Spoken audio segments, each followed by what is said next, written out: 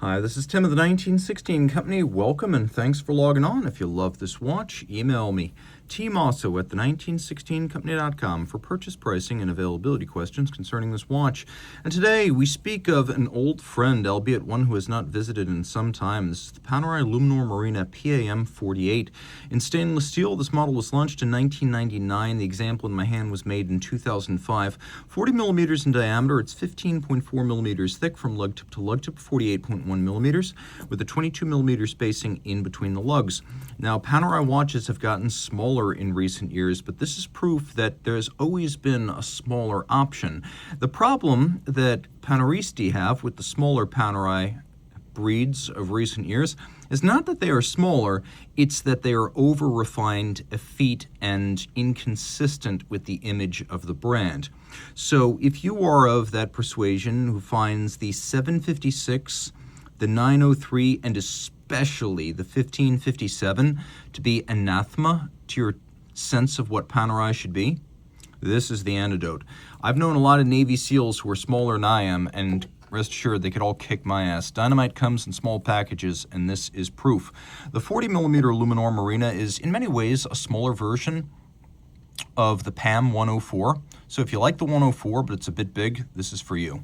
Now on my wrist, which is 16 centimeters in circumference, it's actually not a small watch. It's got a lot of presence. It's just not quite as broad across the wrist or large in diameter. Now it actually would fit underneath most jacket cuffs, if not tight dress sleeves. It's a good look on my 16 centimeter circumference wrist, and I think if you've got a wrist as small as 14 centimeters, as long as it's flat across the top, this is going to be a really good match. It's a watch that feels great and looks great too. A lot of folks feel that two hands and manual wind is core Panerai, but there are also those who really love the brand. My good friend O.J. Watley is a connoisseur of the Panerai brand, and he prefers to have a date and automatic winding. So, like the 104, this would be right up his alley. What we've got here is a strap that's Panerai factory. It's a little bit different, the use of small round scale alligator leather rather than some sort of calf textile or rubber here with a contrasting stitch. Distinctly upscale. It is correct to the model, so it's an unusual look. You can see it's got a sheer cut side lacquered for refinement.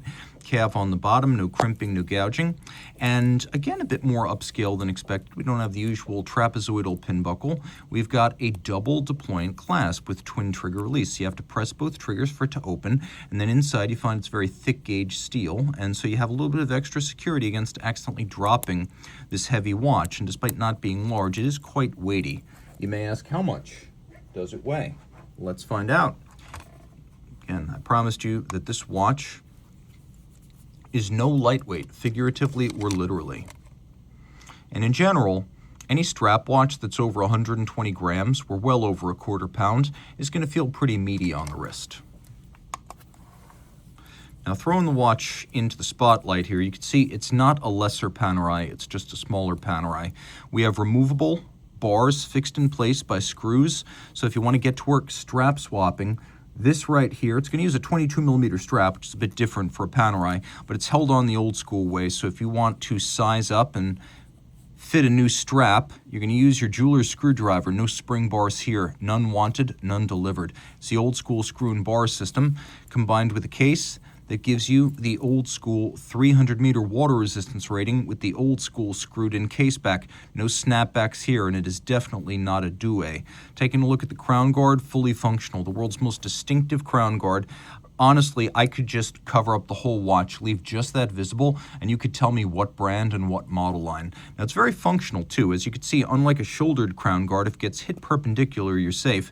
And unlike a screw-down crown, if your hands are wet, sweaty, or gloved, it's easy to unlock the crown. You just pull up the locking lever, and now you can wind it. You can operate the quick set for the date. You could set it, activate hacking seconds. It has both hacking and a quick set, and then everything locks back down. The original idea here was to create a way to avoid wearing out stem tube assemblies and seals. And back when Rolex made the Panerai watches in the 30s, 40s, and the early 50s, they were manual wind watches, and you'd have to screw the oyster crown in and out, in and out, in and out, constantly winding and setting. It would wear out the assemblies. So this locking lever was the solution. It also makes it very tough to jump into the water and drown your watch with the crown accidentally locked. You might have a screw-down crown backed out a turn or two. This is very difficult to miss. And again, it's easy to use even if your hands are gloved.